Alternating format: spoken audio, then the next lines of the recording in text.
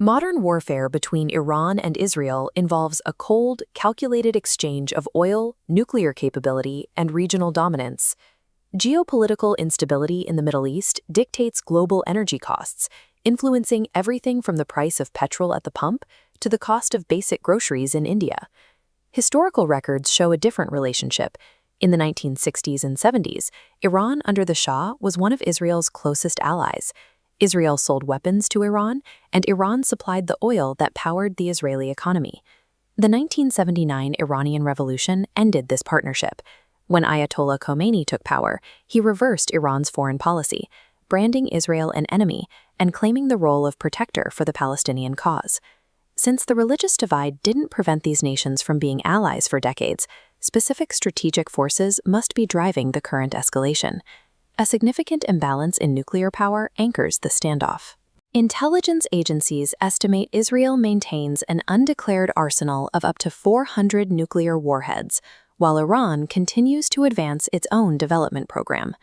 This satellite view shows a primary Iranian nuclear facility where uranium enrichment has reached 60%. Enrichment increases the concentration of the U-235 isotope to make it reactive enough for power or weapons. While 60% is used for research, weapons-grade material requires 90% enrichment. Israel views a nuclear-capable Iran as a threat to its survival. This leads to a cycle of shadow war strikes intended to degrade Iran's infrastructure before it reaches that 90% threshold. To counter Israeli military strength, Iran relies on geographic encirclement. They have built the Axis of Resistance, a network of armed groups positioned directly along Israel's borders.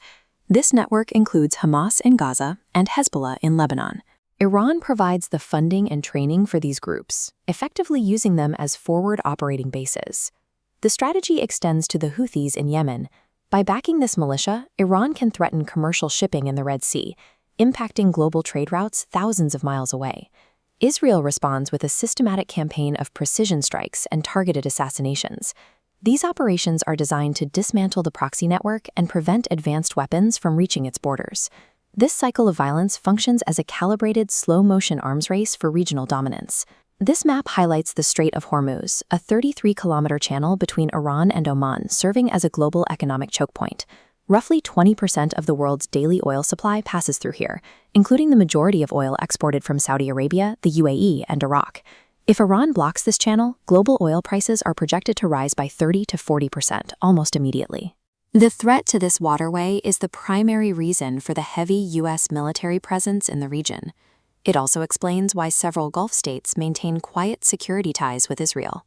India is particularly vulnerable, as it imports over 85% of its crude oil. A $20 increase in the price of a barrel of oil adds an estimated $25 billion to India's annual import bill. Control over this energy artery remains a central objective in the struggle for Middle Eastern stability. Despite the constant rhetoric, neither government is currently incentivized to achieve a total military victory. If Israel were to successfully trigger a regime collapse in Iran, it would risk a massive regional war, draw the United States into a prolonged conflict, and potentially cause a global economic depression.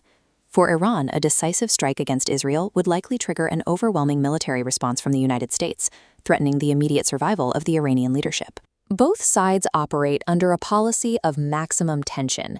This involves keeping the conflict active enough to serve domestic political needs, but controlled enough to avoid mutual destruction. The Iranian government uses the presence of an external enemy to justify internal security measures and maintain authority over its population during times of economic hardship.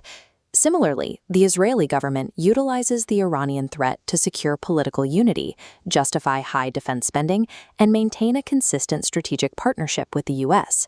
While political leaders find utility in this standoff, the economic consequences are felt by everyday citizens and the millions of Indian workers whose remittances support families back home.